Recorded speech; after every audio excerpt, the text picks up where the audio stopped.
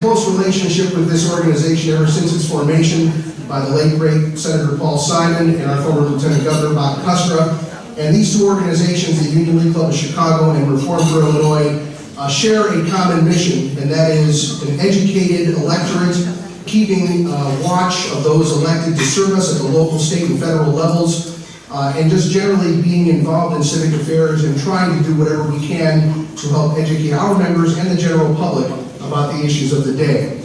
I wanted to mention briefly that the Union League Club of Chicago has the distinction of being the only private club in the United States, the only one with an institutional commitment to civic affairs activities such as this. The reason the club is engaged in this work is tied to our founding back in 1879. The club is a descendant of a movement known as the Union Leagues of America that arose here in Illinois, in Pekin, Illinois, in fact, in 1862.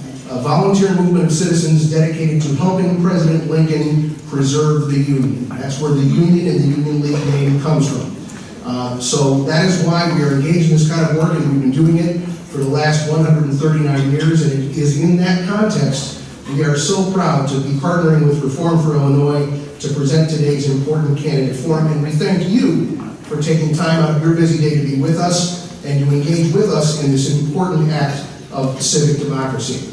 So thank you and welcome, and now to get our program underway and continue, it's my privilege to introduce the Executive Director of Reform for Illinois, Mary Miro.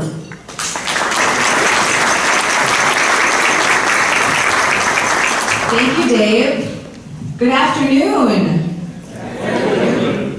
Welcome to the Reform for Illinois Attorney General Candidate Forum. My name is Mary Miro, and I'm the Executive Director of Reform for Illinois. As of last week, the Illinois Campaign for Political Reform officially changed its name to Reform for Illinois. We are so excited to continue to do this important work to improve transparency, accountability, and integrity in Illinois government with our new name. I'd like to thank again Dave Cohn and the Union League Club of Chicago for hosting our event today. Thank you also to the following sponsors of today's forum: Rebecca Boyd, Loyola University Chicago, Janice Rogers, and Jonathan and Gail Tan. Our event today will be aired by CAN-TV on Cable News Channel 27 and also live streamed at cantv.org. We will have a Q&A segment of today's forum. We believe it's very important to hear from the audience today. We'll be collecting cards in advance, so as the discussion is underway, please pass your cards to the end of the aisle, and my lovely staff will be collecting those, and then we will bring them up on the stage for the Q&A segment. We'll also be collecting questions via Twitter. So if you'd like to tweet questions or have your friends tweet questions, you can submit questions that way as well. And for our hashtag, it's ILGA Town Hall. If you'd like to sign your name or your organization's name on the card, you may. We encourage that. And if you'd like to have your questions anonymous, that is fine as well. It is now my pleasure to welcome to the stage the Democratic nominee for Attorney General, Kwame Raoul.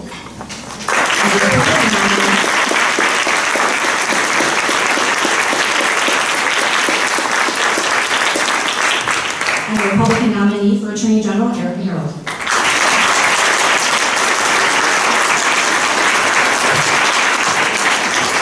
And Amanda Vinicky, who will be our moderator. Amanda is the political correspondent for Chicago Tonight, WTTW. Thank you, Amanda.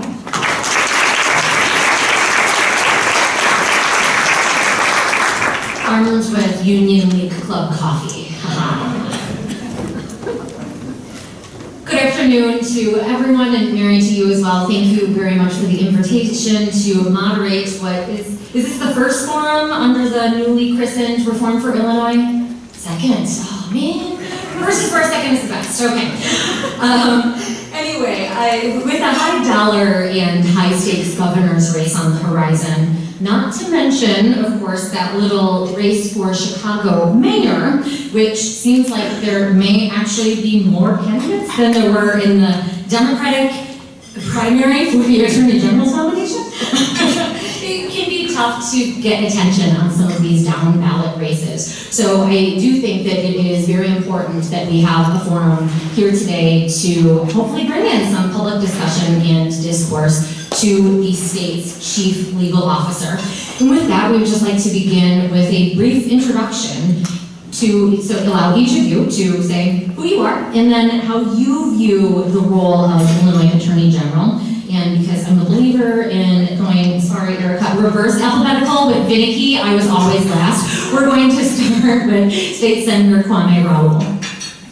Thank you, Amanda, and I want to thank Reform for Illinois for hosting this forum. My name is Kwame Raoul. I'm a lifelong resident of the state of Illinois. I always like to start out by introducing myself as a father of 2 children that I've raised in this state, 2 college-age kids, because my experience as a parent has impacted and informed my role as a policymaker. I'm a lawyer of 25 years. I started my career as a prosecutor in the Cook County State's Attorney's Office. I've worked in a community college system here in Chicago as an employment and labor lawyer. I've worked with 2 major law firms and then also a small boutique practice. I've served 14 years in the General Assembly. I've chaired the Judiciary Committee. My vision for the Attorney General's office is informed by... Well, this is exciting. Sorry, I'm looking for, I have a sparkling notebook with some questions that I misplaced. So I was looking in my backpack called the Turtle and just, really wanting to get things exciting. So there you go. You want to try to cut me off? No, there's no details on this particular occasion. That might come later. Well, with that, with the American flag, I think I want to talk about American history. I really think that there hasn't been a time in American history where who we elect as Attorney General matters as much as it does today. I was recently at an ABA conference where Eric Holder, the former U.S. Attorney General, received an award, and our current Attorney General introduced Sherilyn Ifill of the NAACP Legal Defense Fund. And Sherilyn Ifill said that we used to count on the U.S. Attorney General to come into the states and protect the rights of the citizenry, oftentimes from the overreach of the state government or the local government. But now the shoe's on the other foot. State attorneys general, both individually and collectively, have been fighting these fights on a broad range of issues. Protecting the environment, stopping the Un-American Act of separating children from their parents, preserving the access to health care, making sure that we don't discriminate on the basis of sexual orientation. On a broad range of issues, state attorneys general are stepping up to the plate to protect the rights of ordinary citizens, and I will continue in that role. Thank you very much, Senator. And now for Ms. Erica Harold. Thank you to everyone who took the time to come out today. This is a very exciting race because it's the first time in 16 years that it's an open race, and the stakes are very high in terms of what the Illinois Attorney General can do, so it's exciting that so many people took the time to be here. My name is Erica Harold. I'm an attorney from Champaign-Urbana, where I was born and raised. I graduated from the University of Illinois and Harvard Law School, and my area of legal practice is complex commercial and civil litigation and constitutional law. I also am a commissioner on the Illinois Supreme Court Committee on Professionalism, and I serve on the Illinois Supreme Court Committee on Equality. Additionally, for the past 11 years, I've had the privilege of serving on the National Board of Directors of a group called Prison Fellowship, which is the nation's largest outreach to inmates and their families. In that capacity, we have worked to forge a bipartisan consensus on the need for criminal justice reform. I see the role of Attorney General as being one to take the politics out of the office, to make sure that you are an advocate for all the interests of all Illinoisans, and to make sure that people are treated fairly and equally under the law. That decision to treat people fairly and equally under the law is one of the most imperative commitments that you have as Attorney General. And it's so important to me because on a personal level, I know what it's like to experience prejudice and discrimination. When I was in high school, I was actually the victim of severe racial and sexual harassment, and I had to leave my high school as a result of it. That decision to have to leave the high school made me feel marginalized, but it was also what made me decide to become an attorney. I wanted to be an advocate not only for myself, but also for the rights of other people, and that's what I would do as your next Attorney General. Thank you very much to each of you. Well, we do plan to focus this forum a lot on government and transparency issues. We do have some current events that I believe are important to address. So beginning with the emergence this week of information that Attorney General Lisa Madigan has opened a probe into Governor Bruce Rauner's administration and its handling of an outbreak of Legionnaires at the Veterans Home in Quincy. Do you believe this was an appropriate action for Madigan to take, and why or why not? And this time we can begin with you, Erica. Without knowing what laws that she's looking into and what evidence she has, I'm not able to comment whether it's appropriate for her to open that particular probe, but I am able to say definitively it is very appropriate for us to have an investigation about what happened and what we can learn in terms of being able to prevent things from occurring in the future. And so I know with respect to the Quincy home, there was an auditor general that was doing an investigation, and I think that's very appropriate. The General Assembly was doing an investigation, and that's also appropriate as well. And I think those things should continue to make sure that we have all the evidence we need and that we're able to institute best practices and reform practices if need be. But without knowing specifically what laws she's evaluating right now, I can't speak to her probe in particular. And how about you, Senator? I'm going to agree in part with Erica on this. I don't know exactly what evidence of criminal activity there may have been. What we know is that some disturbing things happened at the Quincy Veterans Home that led to deaths. And what we also know is that there was a cover-up of that, and that's very disturbing that came from this administration. With all that said, I have to agree with Erica that I am not privy to all of the information that would allow me to make a determination as I sit here as to whether a criminal probe or grand jury investigation should have been mandated. I will say I do trust Lisa Madigan's judgment.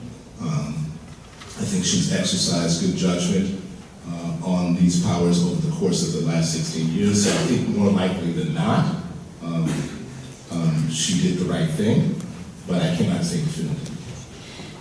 Moving on, there's also for the Democratic nominee for governor. This week, the Cook County Inspector General, a report emerged that found that the Cook County Inspector General found J.B. Pritzker participated in a, quote, scheme to defraud local taxpayers by removing toilets from a home he was renovating in order to get a tax break and then submitting false affidavits. This apparently has been forwarded or is in the hands of the Cook County State's Attorney. Should Kim Foxx not proceed with a criminal probe, should the Attorney General get involved as she has done with the Legionnaires case? And Mr. Rowell, that begins with you. The same answer as before. I mean, I think it's a question, and it has to be an evaluation of where evidence leads, and based on the evidence in the report that we have seen. Right. I have not read the Cook County. I have not read that report, and all I know is that there's been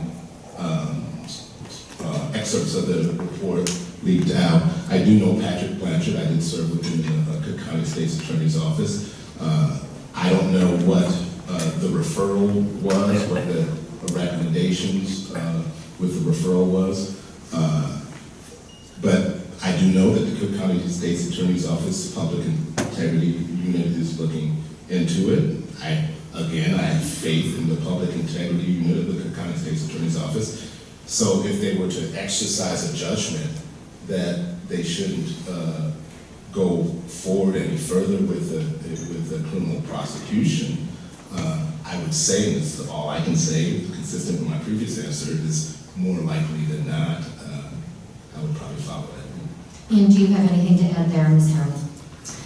I think that it's appropriate to let the process play out, and based on what's in the report right now, it's not clear that there would be jurisdiction with the Illinois Attorney General's office to handle what appears right now to at least be a private matter involving a citizen's tax issue. And so I think that it's appropriate for the state's attorney to take all appropriate action, which it appears that they are doing. And if additional evidence comes forth and there is jurisdiction within the Attorney General's office to take further action, that would be appropriate.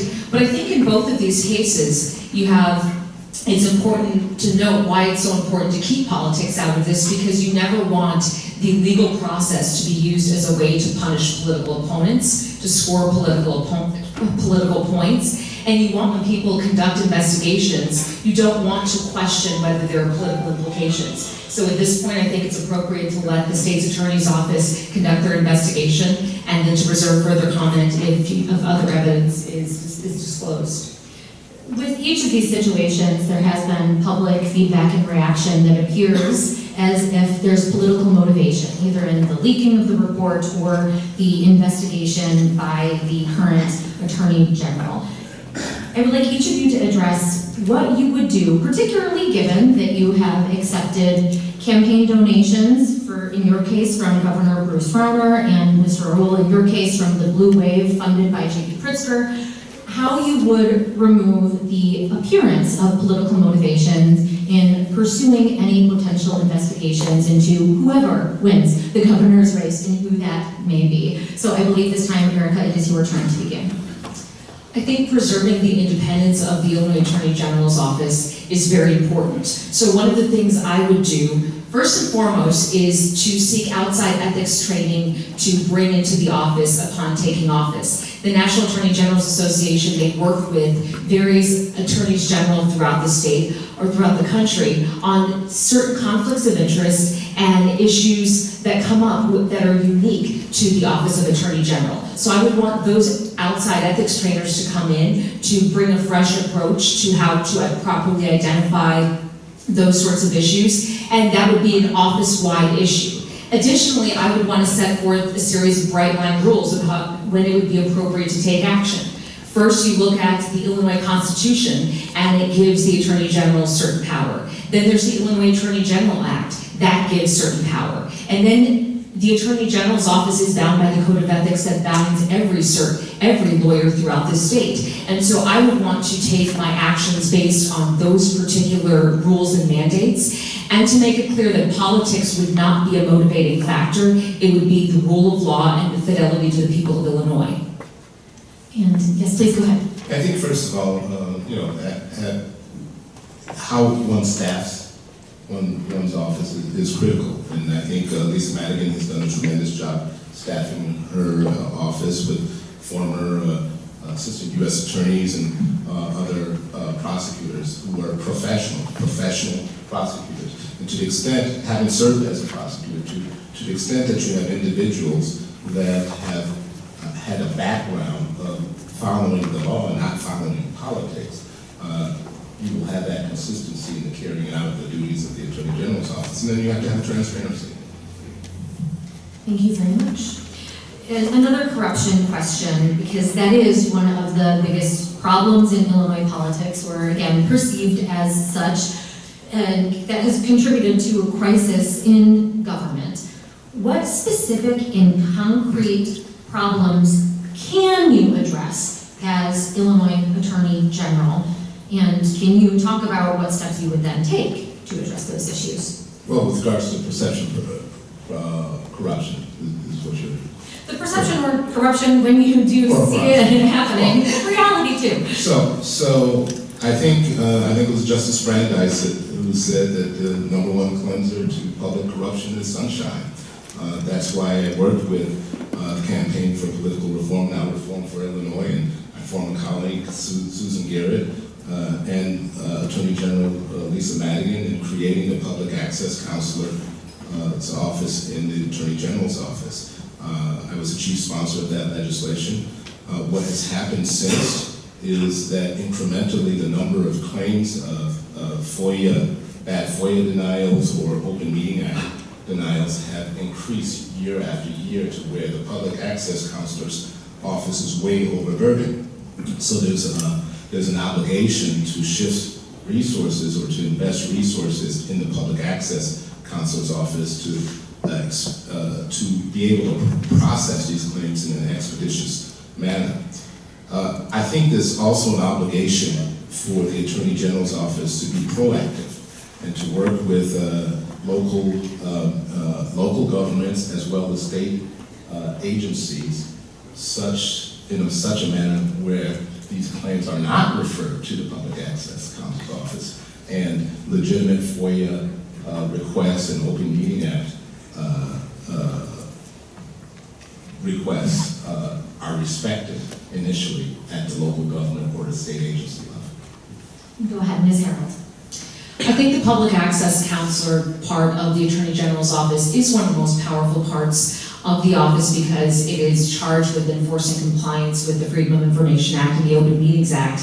And one concrete thing that I'd like to see change is I'd like to see the Public Access Counselor issue more binding opinions.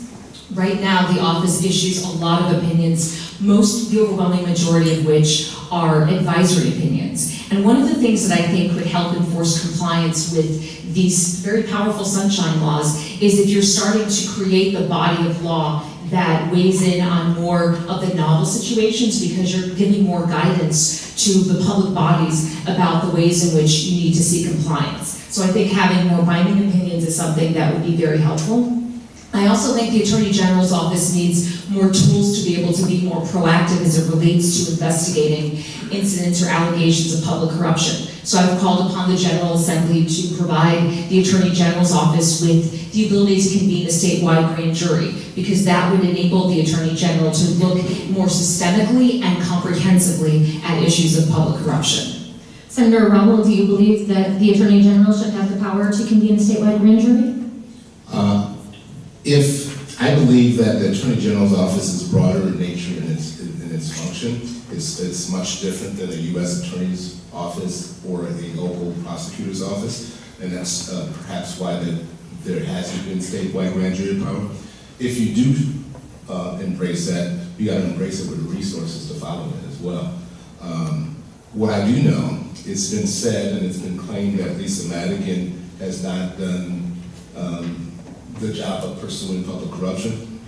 I beg to differ with that conclusion. There are a long list of cases where she's prosecuted both Democrat and Republican public officials utilizing the existing grand jury authority at the local level in cooperation with local state's attorneys. And I've worked well with state's attorneys on a bipartisan basis throughout my tenure in the General Assembly. And so I would bring that experience to collaborating with state's attorneys as a state's next Attorney General. Do you agree with that sentiment that she has done an adequate or good job pursuing public corruption? Or can you name a case that you believe Lisa Madigan should have pursued and did not? I do not agree with the assessment that Lisa Madigan has done all she could to pursue public corruption. A specific instance when she had statutory authority to pursue public corruption was the 2014 patronage hiring scandal involving Governor Quinn's administration. There was an Inspector General's report that was conducted, and the report specifically said there was evidence of systemic, pervasive misconduct. That's a trigger under the State Ethics Act that empowers the Attorney General to conduct additional investigations. And I believe that she should have used that authority to be much more proactive. When I'm traveling around the state, regardless of where I am in the state of Illinois, regardless of political affiliation, people want someone who's willing to take on the issue of public corruption and to highlight it as something that's holding both parties accountable. And if you know that this Attorney General is willing to use that bully pulpit to address it, hopefully that will be an incentive for both parties to reform their ways. But on the larger issue of statewide grand juries, it's not just about empowering the Attorney General to be able to be more proactive on the issue of public corruption.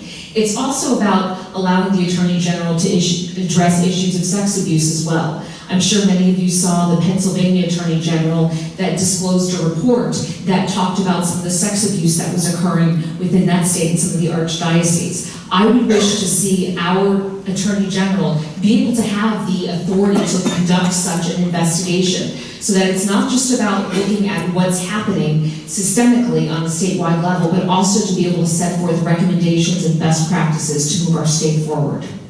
I would say, Amanda, that the Attorney General is conducting that investigation. Thank you. I think we'll move on from there, but this is a healthy, hearty debate. Let's keep that up. You both mentioned the Public Access Counselor and the state's Freedom of Information Act. Can either of you name an exemption that is currently part of Illinois FOIA law that you would like to get rid of? And anybody that has an answer, hop up, go for it. There's not an exemption that I would state right now, because right now there's a backlog of cases within the Public Access Counselor's office. And so before trying to expand the scope of the statute, I would want to make sure we could address the backlog that currently exists, because continuing to expand without providing adequate resources and personnel, I don't think would serve the interests of what the Act is supposed to accomplish. Senator Rommel? Save your time, no. Pardon? No. No, okay. What about, I believe I've actually asked you about this before, but one that as a journalist often comes up is the exemption for the preliminary exemption, which means that the public and media, therefore, cannot access from elected officials, from state legislators, any sort of preliminary reports or correspondence. Why should that be a part of Illinois' FOIA law? Why should those correspondence not be open to the public as they are in other public entities? Well, it is, the legislative process is a deliberative process. And what we do not want to stunt is the desire and the confidence of regular individuals to interact with their legislature and to allow the deliberative process to allow for legislation, as you know from being down in Springfield, a bill that's originally introduced not often ends up the same as it was introduced. The deliberative process, the free deliberative process along the way allows for amendments to come about, allows for that open interaction between ordinary citizens and their legislature. And we can, with removing such an exemption, we could stop that. And Ms. Harold? I would be open to exploring it if the backlog could be reduced, but I don't think right now the office has sufficient resources to address expansions of it. Obviously, you want to be able to protect the privacy interests of citizens who are coming to meet with their members of the General Assembly. I think right now expanding it to include preliminary deliberations might overtax the limited resource the Public Access Counselor has. And so at this point in time, I wouldn't advocate for expanding it, but that's not to say that if the backlog was to be reduced in the future, that I wouldn't be open to it. Let's move on to sexual harassment, something that in the era of #MeToo has gotten a lot of attention. The Attorney General playing a significant role in that arena. What do you think about the way that sexual harassment complaints are currently handled in the Illinois General Assembly and Executive Branch? And what, if anything, would you change? Erica, this one goes to you first. I think the way that the current legislative inspector general process works is wholly inadequate. And I was very disappointed that the General Assembly did not act to reform that in its last legislative session. Right now, the Ethics Commission, which is comprised of legislators, would be the ones to sit as judge and jury of their colleagues. Right now, the legislative inspector general would not be fully empowered to conduct an independent investigation and would still have to seek permission from the Ethics Commission on being able to issue subpoenas to conduct a thorough and fair investigation. The specific reforms that I would like to see is a legislative inspector process amended to be more in line with how we investigate evidence or allegations of judicial misconduct, where the Illinois Courts Commission is the entity that's able to actually conduct an actual investigation. They're able to use evidentiary rules, and they're able to actually make recommendations about punishment. There's also the transparency issue. Currently, if a legislator is found guilty or having actually engaged in misconduct or sexual harassment, that information may never be disclosed to the public. I believe the public would have the right to know, because that kind of transparency and accountability is essential to good government. And yes, Kwame, please. Well, the legislature did act to reform the process, and it was actually women in the legislature that led the effort, and I applaud them and I supported them in that process. And included in that reform was giving the power to the legislative inspector general to operate independently.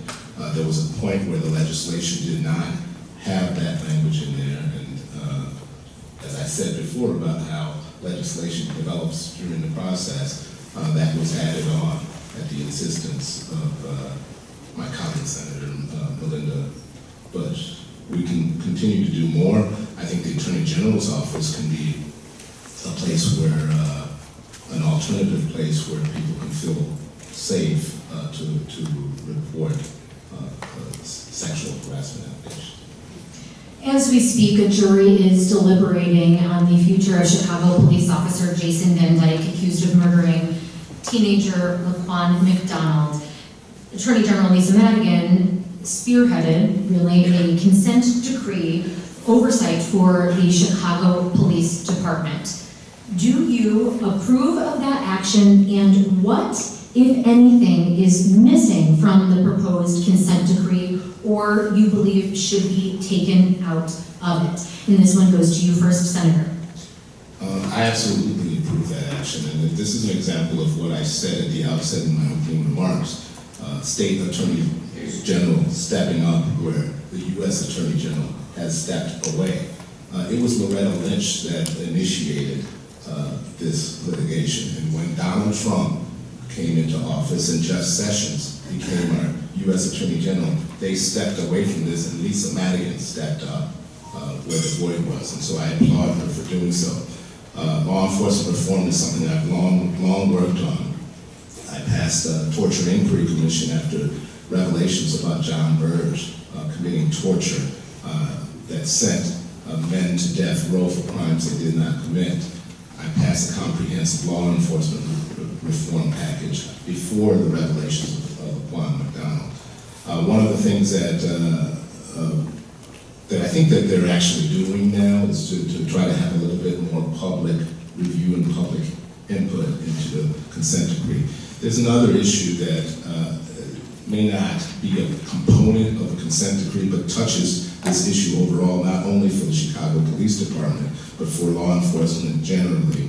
When we did our law enforcement reform package, we created a commission on police professionalism to look into two things: the utilization of auxiliary badges and the potential for creating a licensing system for law enforcement officers. Right now, because of collective bargaining agreements at the local level, it often is difficult to discipline law enforcement officers when they've done something unprofessional, unethical, or sometimes illegal.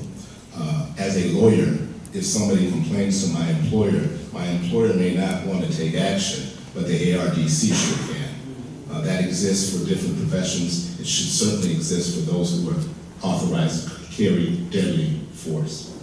And Ms. Harold. I do support Lisa Madigan's decision to seek the consent decree because I think it offers a transformational opportunity for the city of Chicago to have benchmarks set in place for reform mechanisms. One of the things that makes this reform effort different, I think, from other times is there will be an independent monitor that is appointed by a federal judge, and that will make sure that we have the kind of concrete benchmarks that we need. I think they struck an appropriate balance in making sure that all the stakeholders had the opportunity to weigh in, that the community had the ability, once the draft was released, to be able to actually set forth additional public comments. Because one of the things that's most important about this consent decree is the opportunity to start to try to rebuild trust. One of the most effective ways that you can reduce violence is through community policing efforts. In addition to training and resources, it's that element of trust that helps to actually prevent crimes, helps to solve crimes, and helps to make people feel safer within their communities. And so I think the fact that I would want to commend Attorney General Madigan for giving the public the opportunity to weigh in, because I think that element of trust is really important. One of the things that I hope continues to be emphasized is the work for young people. One of the things I'm very passionate about is trying to prevent youth violence and bullying because of my own experiences and my own work within schools to try to reduce violence. And in addition to reducing crime within communities, I want more young people to have opportunities and to have more hope, that they have an entire city that is rooting for them to succeed. And I hope that's something that comes through with this consent decree. Something that has got a lot of attention in this race, and I want to stay away from the back and forth of ads and what is true and not there, but the element of discretion that an attorney general has in pursuing cases, be it cases related to abortion, state employee pay without a specific appropriation, fair share fees. We have seen many instances in which an attorney general may disagree with an executive branch or choose to pursue or not pursue a particular case. Can you please make clear, Ms. Harold, your stance on what way personal discretion from your beliefs as to the law will come into play during if you were to be elected Illinois Attorney General? As Attorney General, I would uphold the law, enforce the law, and follow my obligations to defend the law in accordance with the Office of Attorney General. That is something that I made clear during my primary, and during my primary, my opponent criticized me for it because he believed that you should use discretion and try to avoid your obligations. I think the commitment you are making to the people of Illinois is that you will follow the law. For example, specifically, if a state law is challenged in court on the merits of its constitutionality, you have an absolute obligation to go to court and to defend its constitutionality. Even if you believe that law is unconstitutional? Absolutely. Because I also believe in the separation of powers. And it is the job of the General Assembly to change the law if that should happen. It is not the job of the Attorney General to usurp that role. Mr. Raoul. So we, as lawyers, often have different personal views as what the language and the plain language of a law means. And as a result, that's why we have litigation. And that's why you have a lawyer on one side reading the same language, arguing that it means something different. So your obligation is to follow the law as you interpret it. Your obligation as an attorney general is also to weigh in. I started out, again, I refer back to my opening comments as to how states attorneys general are acting on the national level. That means Lisa Madigan filing an amicus brief when there's an effort to defund Planned Parenthood. That means weighing in. And that means Attorney General Eric Holder, when there's movement throughout the states to legalize medicinal marijuana so people can get away from opioids, saying, we're not going to enforce, we're going to use our prosecutorial discretion not to prevent people from getting. I watched my father die from cancer and avoid using opioid-based medication and go through the pain of that because as a physician, he knew how it was addictive. It is the obligation of an attorney general to utilize their discretion in the interest of justice. Along those lines, if Illinois were to legalize marijuana and pass a law doing so, despite it, of course, remaining legal at the federal level, that is a case in which we see a conflict of two laws. So, Ms. Harold, which of those would you choose if you were upholding the law? As Senator Raoul said, sometimes laws are in very direct conflict with one another. Which law would you choose to defend? If the state of Illinois passed a law legalizing marijuana, then it would absolutely be my job as the people's lawyer for the state of Illinois to defend the constitutional authority of Illinois to enact that law. These issues are not discretionary. You have a specific job, you have a specific client, and you have a specific code of ethics that make your obligations as the Attorney General very clear. And so it doesn't come down to you choosing which law, it's that your client is the state of Illinois. The General Assembly would have spoken, it is your job to defend the constitutional basis for their action.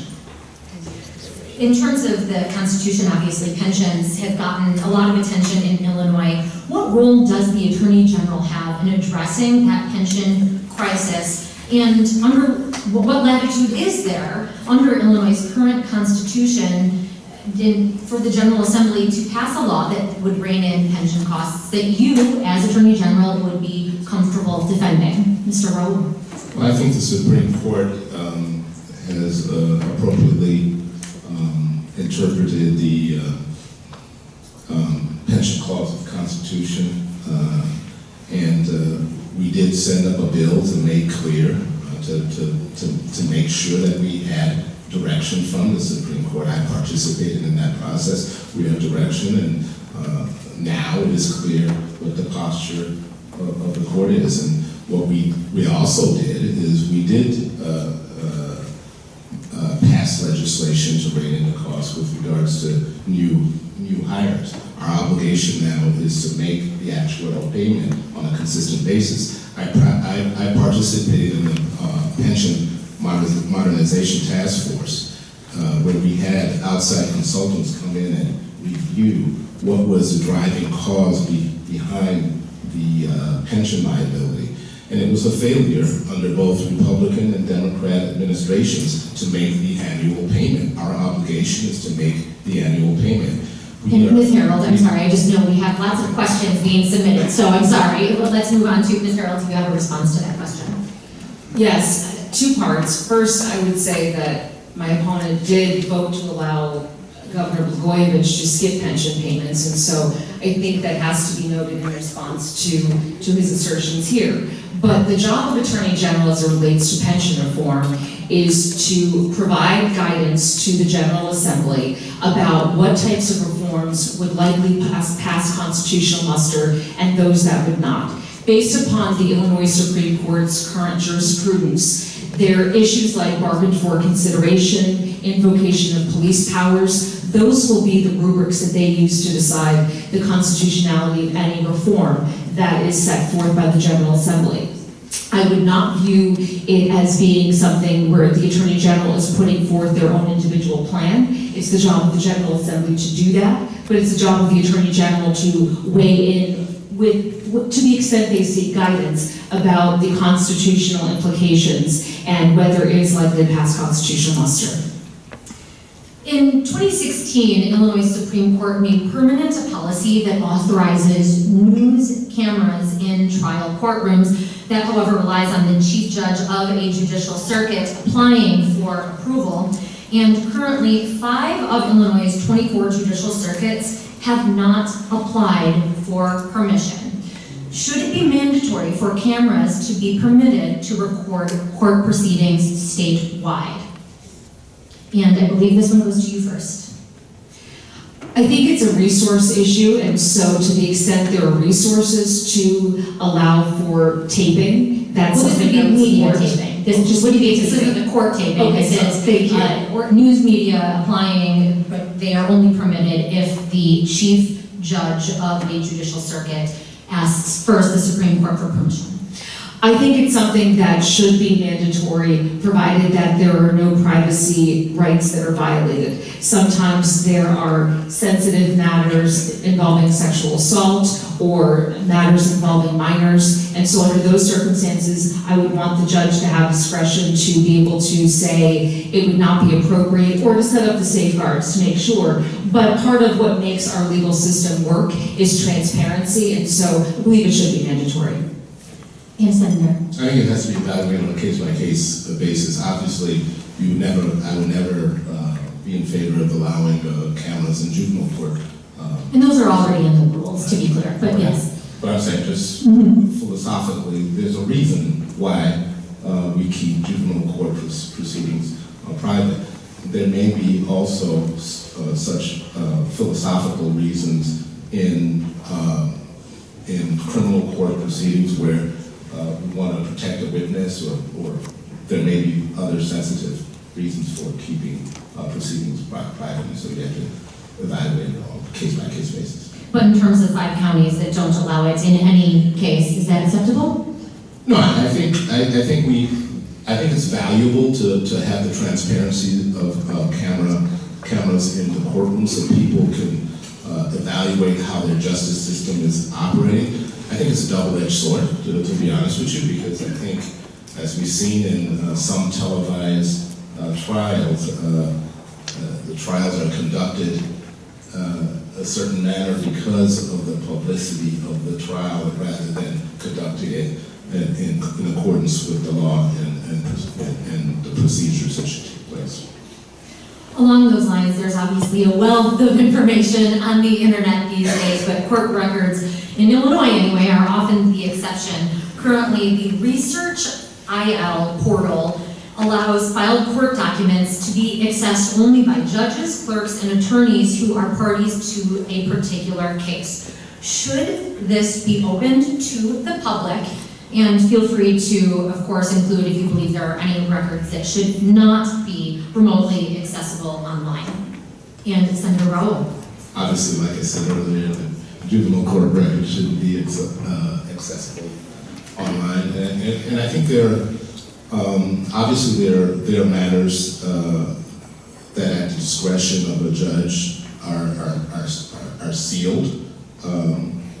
And to the extent that a judge exercises his discretion to seal matters, and obviously such records should be accessible by the public. But as a matter of course, should court documents be put online and open to the public? Well, I do believe more and more documents generally should be accessible to the public, and it would probably reduce the burden, and not just court documents, but government documents, and probably reduce the burden on the Public Access Council. And the same question to you. I would want court opinions to be more widely accessible online, because oftentimes you can only get certain court opinions if you're part of Westlaw or LexisNexis, and those are paid subscriptions.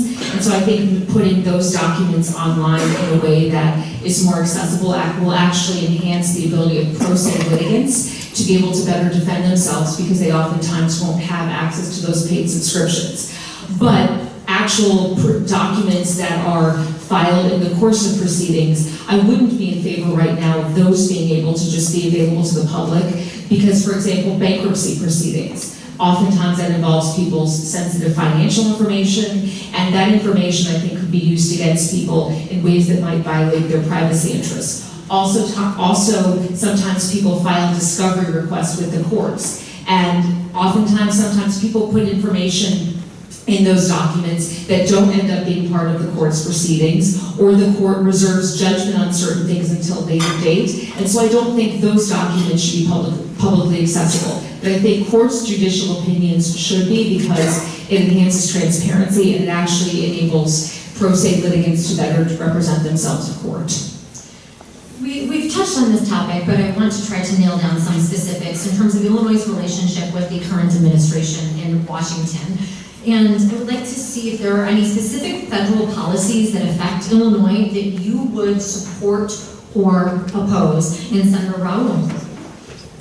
Well, the immigration policies of this administration, I certainly do not embrace the separating of children from.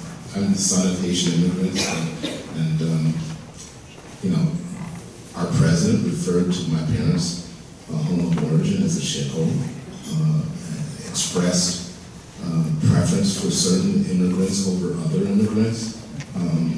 Certainly, immigration policy enforcement under his administration is prejudiced, it's racist, and I would certainly oppose it as Attorney General.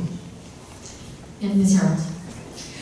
I think on criminal justice reform issues, I don't believe that I support the federal government's position on it, specifically as it relates, for example, to marijuana. I do think that Illinois should be able to legalize marijuana for a variety of issues, and I was not pleased when the federal government rescinded the memo, which was talking about the discretion that U.S. attorneys would have or not have as it relates to pursuing those matters. So on criminal justice reform matters, I believe that Illinois and all states need to be given the discretion to be able to pursue restorative justice measures, because those both save taxpayer dollars, they give people rehabilitation opportunities, and I think they are more in line with where we need to go.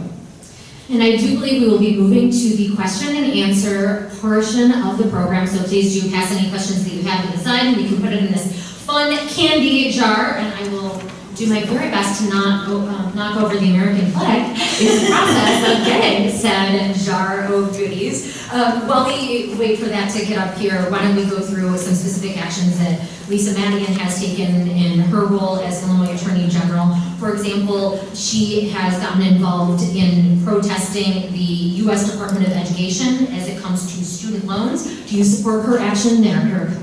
I do. I think that there's a consumer protection role for the Attorney General to play in making sure that there's proper disclosure for families and students who are making very weighty financial decisions. I think that's a very important part of the role of consumer protection and watchdog advocate. And Senator Raoul? As a parent of 2 college students, respective institutions are emptying my bank account, absolutely. Would you likewise have followed suit in relation to Trump Tower and its water emissions and use? Go ahead, Senator. Yeah, I think we have to, as Attorney General, you have to exercise your authority to make sure that we keep keeping our assets, our natural assets protected. We need to protect against pollution of our water and our air. So, that includes, I most recently visited the western suburbs where residents are concerned about Sterigenics emitting cancer-causing emissions. And so it's not just about Trump Tower, it's about Sterigenics too. And I started to work on legislation to allow individuals like the residents of Willowbrook to have a voice in the process. And I think we need to continue to work on that policy to make sure that people who are worried about ethylene oxide and other pollutants being emitted into our air, they should have a voice in the process. And Erica? Based on the evidence I saw, I think she took the appropriate action with respect to Trump Tower, and I also hope with respect to the issue in the Willowbrook that the matter has now been referred to her, and I believe it's appropriate for her to go to court and seek a court order to cease operations there. All right, do we have any of those questions? I want to make sure. I know there are plenty, but I've got more as well, so I am happy to ask those. I will, while Mary is walking, in the short term, Democratic candidate for Governor J.B. Pritzker has suggested raising the tax rate overall in the short term as he works for a graduated tax increase, and then boosting the exemptions for those with lower income levels. Would that be legal, or would that breach Article 9, Section 3 and its requirement that a tax on or measured by income shall be at a non-graduated rate? And Ms. Harold? I believe it would be unconstitutional. I think we have historically utilized exemptions and to artificially create a progressive income tax.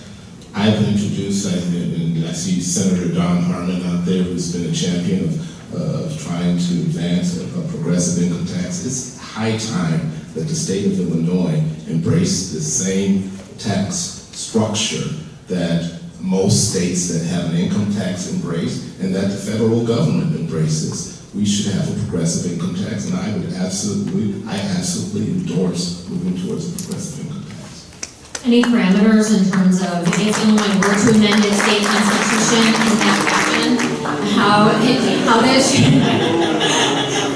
wants to talk We finally hit on the thing that people care about today. Amanda, the millionaires are weighing in. Do you have any sort of any parameters that should be, if Illinois were to move to a graduated income tax rate structure, how that amendment should look? How should it be worded? In the past, House Speaker Michael Madigan tried and failed to propose a version of that would have merely imposed a surcharge, that is, on income over $1 million. Is that what we should be looking at? I oppose that measure. My measure would simply lift the mandate of a flat tax and allow for it would allow for a flat tax, or it would allow for a graduated tax. It would allow the General Assembly to sit down and evaluate and make a decision on the tax structure, as has been done at the federal level and as has been done in most states that have an income tax. The language would simply not mandate a flat tax. And briefly, Ms. Harold, if you have anything to add. Okay, we can move on because we got a whole jar. And I would like to share for those who have been paying attention to the stage and not to their phones, first of all, thank you. And secondly, there has been a verdict reached in the Laquan McDonald trial, evidently, that the verdict is going to be read at 1:45 p.m., so we do not yet know, and therefore I will not ask for your reaction to that. First one that I randomly pulled out of this jar is, would you attend a same-sex wedding? Yes. So, yes? Yes. All right.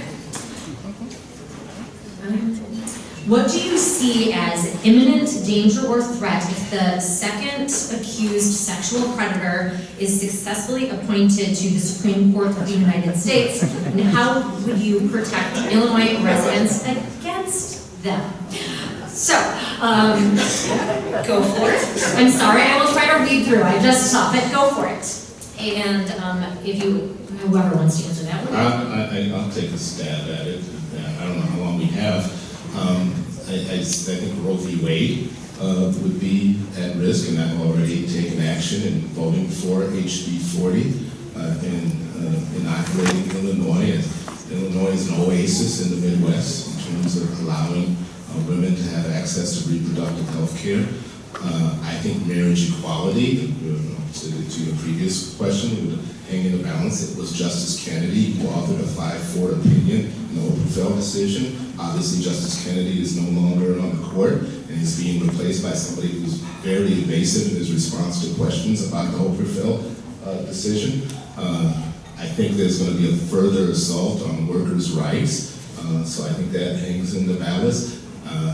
Environmental protections, and how long do we have, Amanda? We're going to move on soon, I think. So, do you have anything that you would like to add, Ms. Harold? One of the things that I would do is make sure that we preserve the independence of the Illinois Attorney General's office, so regardless of what happens at the federal level, to make sure that we're protecting Illinois law. One of the things that I would want to do is to try to reform the way in which we do handle issues of sexual harassment here within the state of Illinois. We do need more transparency. We do need the ability of the Legislative Inspector General to be made permanent. One of the things that was unconscionable to me was that the post of Legislative Inspector General was left vacant for nearly 3 years. And that speaks to a lack of concern and care by those in the General Assembly to care about that issue. We also need to deal with issues of harassment in the schools. Cyberbullying is something that would be important to me because with the changing technology, we need to make sure that our laws and our practices keep up with technology. And along those lines, a very simple question, so yes or no answer. Do you support the nomination of Judge Kavanaugh to the U.S. Supreme Court? No. Yes. Oh. And another yes or no. Another question, do you support same-sex marriage? Again, yes or no? Yes. I voted for it. The law of the land. Yes or no? Yes, it's the law of the land. Where do you stand on decriminalizing certain charges to minimize the number of people in jails? And what are your thoughts on cash bail? Yes, of course. Where do you stand on decriminalizing certain charges to minimize the number of people in jail and thoughts on cash bail? Let's just pick one of those. That is a two-pronged question. So, decriminalizing charges to minimize the number of people in jails. Yes, I would support, I've already supported decriminalizing small amounts of marijuana. I think we need to look at expansive decriminalization or reduction in sentences from felony sentences to misdemeanor sentences on certain personal use amounts of controlled substances. I believe that we do need sentencing reform, and I have been on record as supporting legalizing marijuana to deal with both the urgency of the opioid epidemic and to be able to deal with the issue of that there are a lot of nonviolent drug offenders that are serving time. I also believe that those changes should have retroactive application, because if we want to expand the ability for people to be able to be not penalized for things that we no longer think should bear a criminal penalty, I want to make sure that those improvements are being able to be made possible to people who are currently incarcerated. I have questions that, one for each of you from the audience. Did you want us to talk about cash bail, or? You know, I feel like that we have so many, we can perhaps come back to that, but that individual got one question, so we'll wait for the second portion. This one is to you, Senator, and the questioner asks, given how important Mike Madigan is to your election chances or re-election, how can you be independent of him? Well, I was independent of him in a very competitive 8-way primary. I ran, we had an embarrassment of riches. I did not have Mike Madigan's endorsement. I didn't take a dime from Mike Madigan. I haven't taken a dime from Mike Madigan in this general election. So I'll continue to be an independent as I have been independent. And for Ms. Harold, you spoke to an obligation of the Attorney General to defend the constitutionality of any law the General Assembly has passed because the Attorney General represents the people of Illinois. How do you ensure you are actively balancing and weighing the interests of all citizens when some populations are more marginalized and vulnerable to upholding different laws passed by the General Assembly? Good question. It depends on the way in which the issue comes up. So for example, if the state of Illinois is sued, you have an obligation because you are the lawyer for the state of Illinois to represent the state. However, you also have consumer protection laws where you are more specifically empowered and instructed, both by state and federal law, to be an advocate for consumers. And so in that context, that gives you the ability to look specifically at issues of predatory lending, ways in which senior citizens are being targeted, data privacy issues. Those consumer protection laws empower you to address issues for all Illinoisans. But if the state of Illinois is sued, you have an ethical responsibility and a legal responsibility to represent the state because this is the job that we are seeking. We do have actually a series of questions on cash bail, so let's move to that. And so we have from the Interfaith Task Force on Criminal Justice, what will you do to advance the end of money bail throughout Illinois? Or do you support the rule that is currently being considered by the Illinois Supreme Court to require cash bail be set with amounts that defendants can afford to pay? And Erica, you may begin. I believe in reform to make sure that judges use two criteria for determining cash bond. One is whether the severity of the crime, and the other is flight risk. Because the purpose of those proceedings is to balance public safety with the defendant's constitutional rights. And so I believe it's appropriate for judges to use those criteria. And it's important for them to not set bail at an amount where someone cannot afford it if they actually don't meet those two criteria. Because then under those circumstances, you are in essence criminalizing someone for their economic situation. And one of the things I've seen with the work that I've done in prison ministry and criminal justice reform efforts is that if somebody is unable to pay a relatively minimal bail, they don't have family members who are able to come to give them that money, then somebody can be incarcerated at a time where they might lose custody of their children to DCFS. They may lose their ability to pursue their education. They may lose the ability to have their job. And then if the charges are later dropped, then you will have effectively disrupted someone's life when they didn't pose a flight risk and the level of crime was not so severe. So I would want judges to take those two criteria into consideration.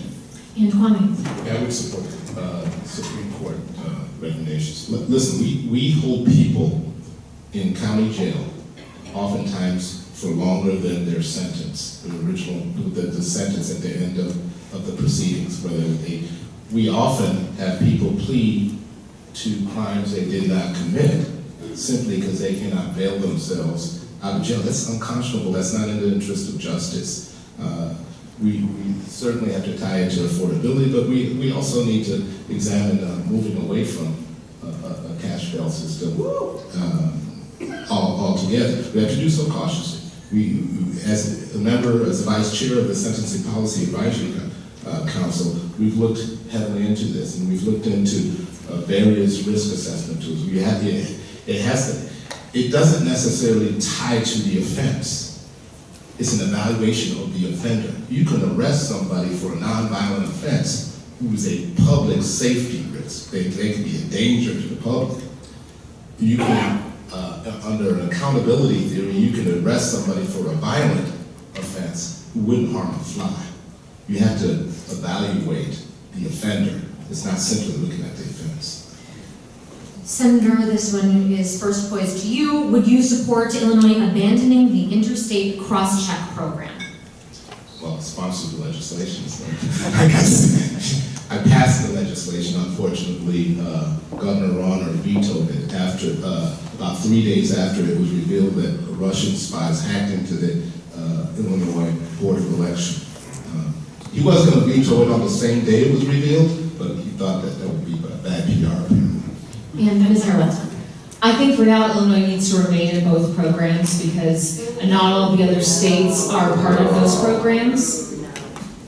Not all the other states are part of the surrounding states are not part of both programs. And the purpose of those programs are to make sure that you're able to know who should be voting within your state. And there's federal law that was passed many years ago that requires states to take rigorous proactive measures to accomplish that goal. And so obviously those measures have to be complied with in light of being able to protect people's private information. And so I think we should be working with our county officials who run the elections to make sure that people's data and privacy is secure.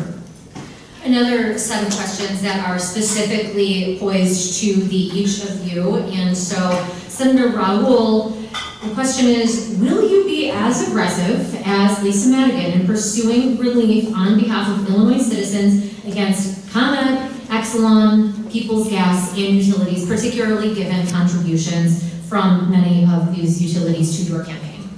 Yes, certainly. My obligation will be to the people of the state of Illinois, and that means to the consumers, not to any corporate entity. And let me be clear, I've accepted campaign contributions throughout my political career. There's never, ever been a campaign contribution that has dictated how I've acted as a public servant. Has there been a case that Attorney General Madigan has pursued against any of those utilities that you believe she should not have gone after, or a case that she should have and did not? I don't know. And Ms. Harold, in light of your comment regarding Lisa Madigan's failure to fully investigate the Quinn-era Inspector General report regarding the Illinois Department of Transportation, if elected as Attorney General, will you fully investigate an Inspector General report involving the Rauner administration and CMS that was issued in May of 2018, also I believe regarding hiring? I'm not going to commit to going back to doing any prior investigations of any of the reports because that's not appropriate.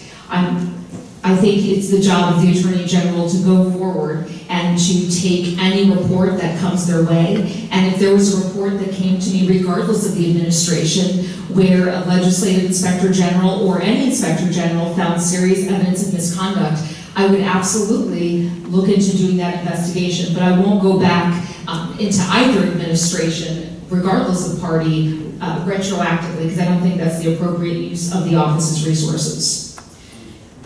The Illinois Attorney General's office is ostensibly one of the state's largest law firms. I believe it would be third.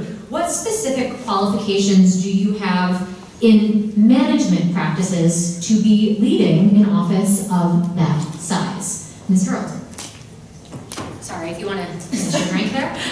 Understood.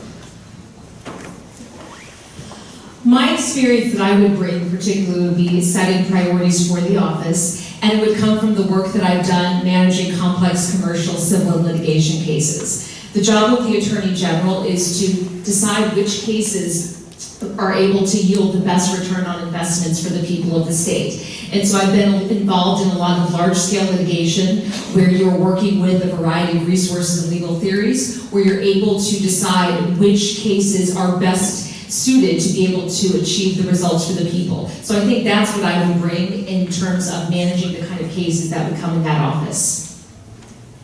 I've practiced for 25 years in a variety of practices. I've prosecuted, which is a prosecutorial function within the Attorney General's office. I've defended workers' compensation claims, which the Attorney General's office deals with workers' compensation claims.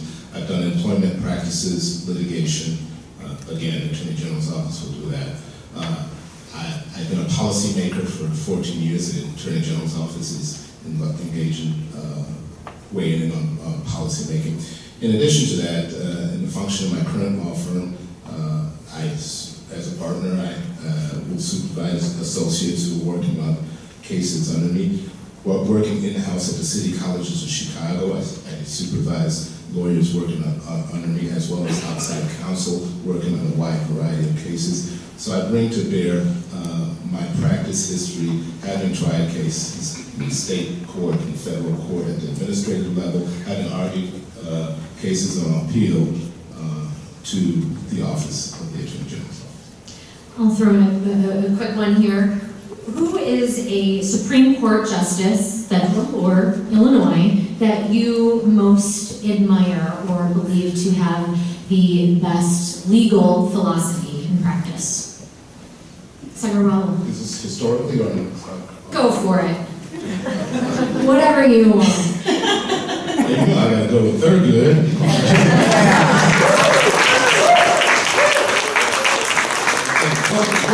both as a justice as well as prior to that as a civil rights lawyer. We have agreement there. Ms. Harrell, your favorite. Well, I have to give a shout out then to Justice Rita Garman as a trailblazing woman who has been able to accomplish great things in the legal profession, and she's from Central Illinois. And she's someone who is respected by people on both sides of the aisle because she brings both a level of compassion and decency, she brings a level of civility, and she was able to achieve those things at a time in which there were a lot of barriers and glass ceilings in place for women. So I've got to give my shout out to Justice Rita Garman. All right.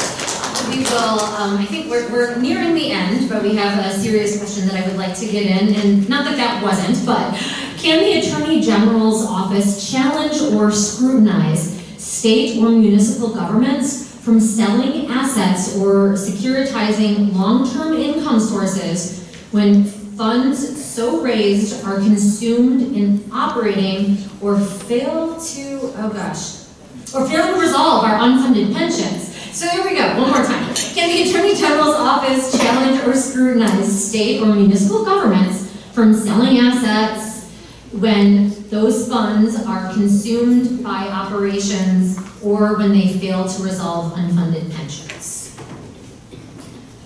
It would depend on the context in which it would come up. I don't see independent jurisdiction just to open up a roving investigation. If there was some evidence that was in the Inspector General's report that indicated that something improper was happening with public officials, but based on the hypothetical as presented, I'm not seeing a jurisdictional tool that immediately leaps to mind. I'm wondering if this is out of the Harvey situation, perhaps, or I'm not clear. Senator Raul? I'm not clear either, so On that we can all agree.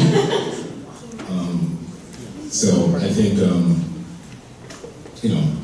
think it's because I'm not clear. I don't know how to respond to the question. Let's move on. And I apologize if I was reading that incorrectly. Mine is indecipherable, so no judgment zone. In Los Angeles, a civilian oversight board sets police department policy. This is democratic policing. Again, this is a question submitted by someone in the audience who believes that that proposed consent decree between the Chicago Police Department and the Attorney General does not create what is actually civilian oversight. Would you try to add that to the proposed consent decree? Why or why not? And Senator Raul. I wouldn't hold up a consent decree for that. Let me be clear. I don't believe that the consent decree by itself is the end all.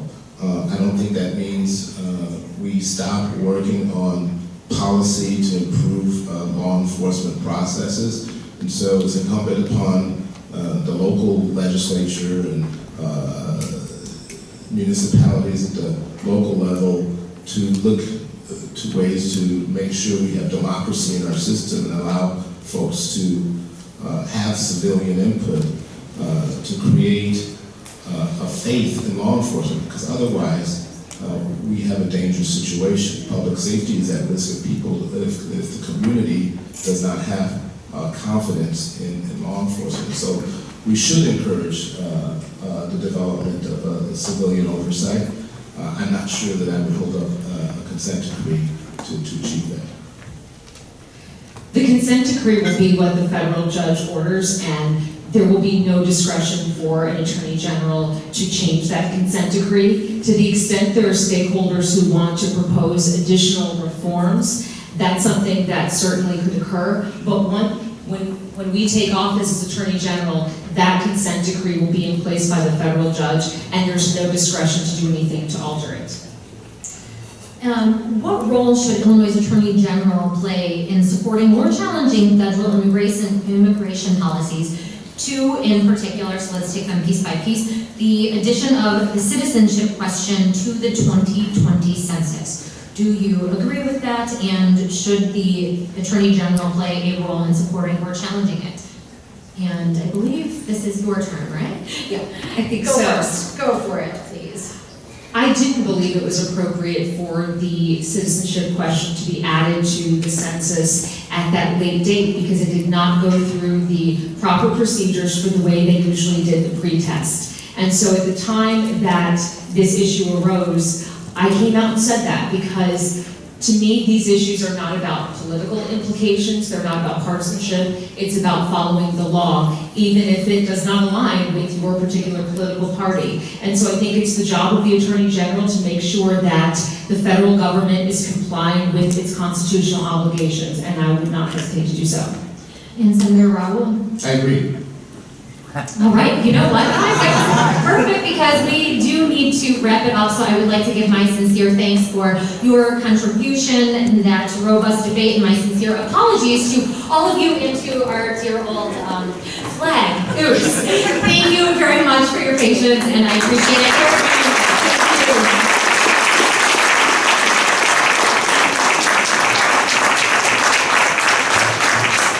Thank you so much again, Amanda. Didn't you do a great job, everybody? One more round of applause.